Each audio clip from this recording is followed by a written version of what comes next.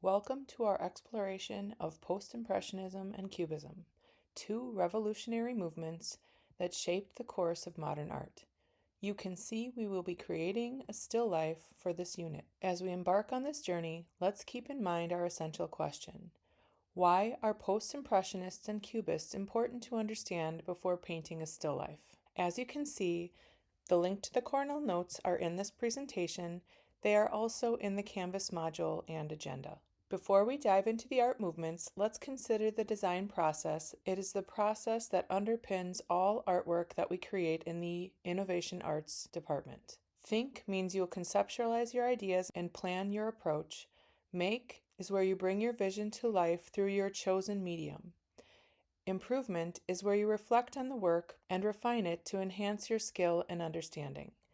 As you create your own artwork, remember to consult the Strong Work Venn diagram, which helps you balance creativity, craftsmanship, and the concept in your pieces. Our journey through Post-Impressionism and Cubism will help us achieve several key learning targets, which are: I understand how to apply strong drawing concepts in my still life paintings, such as perspective, unity, color value, and others. I understand how to apply strong painting concepts in my still life paintings, such as underpainting, unity and glaze layers, and brushstroke. I understand the difference between Post-Impressionism and Cubism and will select an appropriate art historical reference as a resource artist as inspiration for my still life.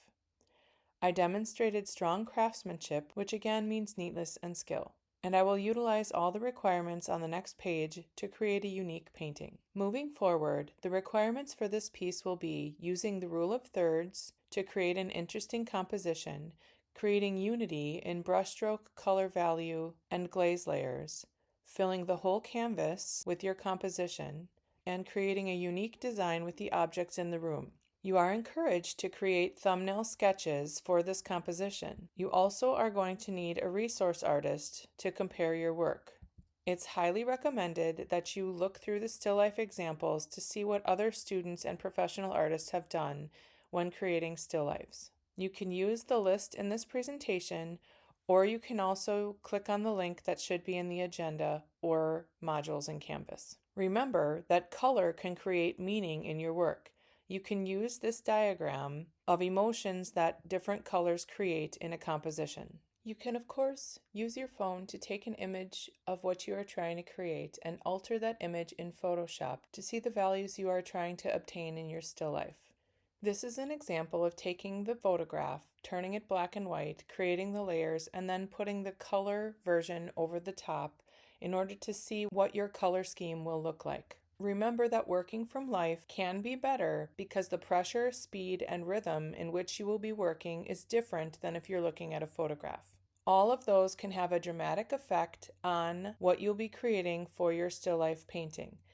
So it's okay to alter things in Photoshop, but you should definitely be looking at the still life in class live as well, because the pressure, speed, and rhythm in which you work will have a dramatic effect on what your still life will look like at the end. Before you start painting, you should look at the examples and decide on a resource artist to emulate in terms of color and brushstroke in each painting you create. Remember, the mood and meaning can be affected by the color choice, so you have to think about that as well. Similar to drawing classes, perspective matters when you're trying to represent objects in a painting. Sometimes artists use things like a camera obscura or a projector in order to project the correct proportions of what they are drawing or painting onto their canvas. There is a link in this presentation about perspective if you need a refresher on that. Remember, getting things in correct perspective will mean that your objects look more realistic. Another strong recommendation is that you should mix your own blacks. As you can see here, the image on the left has pre-mixed black used in it, and it's a much flatter painting than the image on the right, which has black that has been mixed from the colors in the composition. When you are trying to mix black, there are several different ways that you can do it. There are two shown here on the screen, and we'll talk about other color combinations in further units.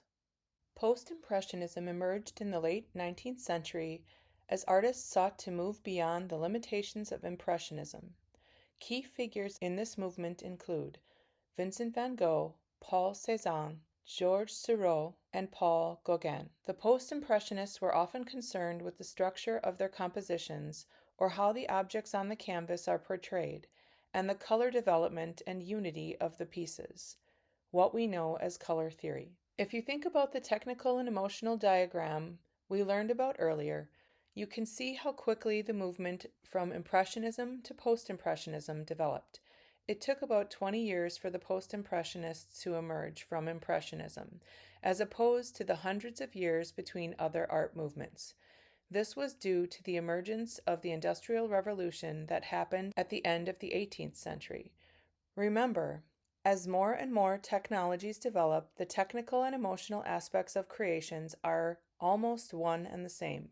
If you think about the artists we just mentioned, Cézanne and Seurat concentrated more on traditional design concepts like the rule of thirds and how the overall canvas was composed, while Van Gogh and Gauguin emphasized the more emotional aspects of what they created. Paul Cézanne focused on structure and form, laying the groundwork for Cubism. He used geometric shapes to simplify natural forms, bridging the gap between Impressionism and Cubism.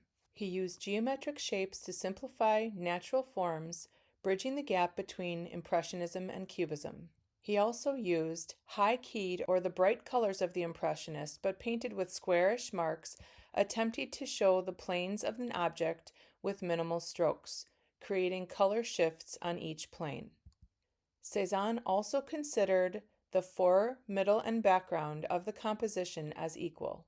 Cézanne is most known for his Mont Saint-Victoire series, but he also painted figures, as you can see in the card players.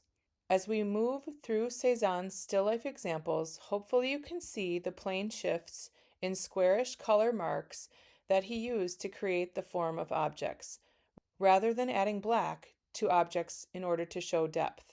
He also used strong diagonals in the compositions to lead the viewer's eye around the artwork. Each brushstroke had a purpose in Cézanne's paintings. Remember, Cézanne painted with squarish brushstrokes. He used bright colors, painted considering the fore, middle, and background equally. He added other colors to create value. He created compositions with strong diagonals for visual movement, and he helped spark the Cubist movement by painting with squarish strokes to show different plane shifts in the form of objects. And he showed multiple perspectives at one time in some of his paintings. I know Picasso isn't part of the post-impressionist movement, but he was influenced by Cézanne and did create still life paintings abstractly, which are important for you to see. Picasso often abstracted his works, which means he simplified the subject matter into their basic shapes. He even sometimes used found objects or collaged materials in his work to abstract them even further. His works are representational abstraction, meaning one can see the influence of natural objects in the final work.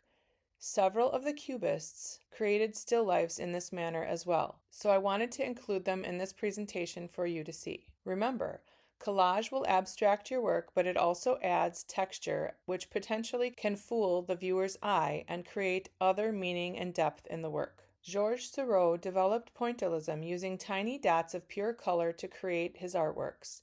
He created paintings with a scientific approach to color theory as he used optical fusion, placing two colors next to each other to create the illusion of color in the person's mind from a distance. His understanding of photography and physics helped him play with color in this way. His most famous artwork, A Sunday Afternoon on the Island of La Grande Jatte, is created entirely of stippled dots, so when the viewer is far away, it looks like people relaxing in a park. Hopefully you can see how Egyptian and Greek art influenced the paintings due to the way Seurat placed his figures either completely sideways or completely forward. To prove Seurat created still lifes as well, here is his watering can painting using his pointillism technique. Remember, Seurat used colorful dots placed next to each other to create optical fusion. He did this because of his knowledge of photography and physics, and he also used other styles of art in his artwork as well. Van Gogh was known for his bold colors and expressive brushstrokes in his paintings that had thick layers of paint called impasto, where you can see physical texture on the canvas surface because there are shadows created due to the paint marks being so thick. I would caution you against that, as using more paint is obviously more expensive, but done well and with a lot of thought can also add value to what you may eventually sell. Van Gogh journaled a lot and sent letters to his brother, which is one of the reasons we know things about his artwork. Notice how he used what he knew about perspective in his paintings as well. Van Gogh was often depressed and used darker colors or somber imagery in his artwork. You could almost feel the mood in how he jabbed or harshly dragged the brush across the surface of the canvas as he created his line-rendered textural color value. While Van Gogh's most famous work is The Starry Night, he also created still lifes, such as his Sunflowers painting and the painting entitled Shoes. Remember, Van Gogh wanted to exaggerate emotion in his artwork. He painted with thick paint strokes that were line-rendered, and those thick paint strokes were called impasto. Paul Gauguin explored primitive art forms and bold, non-naturalistic colors. He had a patchwork style combining almost solid colors next to each other like a quilt. He sought to capture the essence of his subjects rather than their appearance and used symbolism and icons to create meanings in his work. Gauguin was a French painter who became so interested in painting that he could no longer support his family. He eventually moved to Tahiti, where he married a Tahitian woman. His life was a kind of contradiction in that he never truly embraced island living after leaving French society and his traditional life there. You can see how he dressed up his Tahitian wife in Western clothes and how his traditional Christian beliefs influenced his paintings with other religious iconography. Notice the Polynesian statue in the upper left of Where Do We Come From? What Are We? Where Are We Going? And the halo around La Orana Maria. This still life exhibits his colorful patchwork style, and while the still life with exotic birds is quite morbid, it shows emotion and the mix of Parisian and island life. Again, some of the things about Gauguin is he used a patchwork style, simplified his forms using symbolism and iconography, as well as arbitrary colors for his compositions. I also wanted to show you Aboriginal artwork. While it is not still life, it often uses stippling or dots in the work. Aboriginal artwork was created to help illustrate the ancient stories and messages of the indigenous peoples of Australia. The works were often highly symbolic and used to tell stories of the spiritual dream world, survival, and the ceremony of communal identity. The works on canvas started in the 1970s and were collected for their anthropological value, meaning they have value as part of human culture and development. There are some other resources that you should look at in this presentation, as they are still life paintings and may inspire how you work. Draw inspiration from these artists, but don't be afraid to develop your own unique style. Use the design process, consult the Strongwork Venn diagram, and keep your learning targets in mind. With practice and perseverance, you will create a still life that not only meets the requirements, but also expresses your artistic vision. Please take a look at the different resource artists, both in this presentation and the 2D resource artist list, so that you will get good ideas about what you want to create for your still life painting. You should now be able to summarize the essential question from the beginning. Have fun!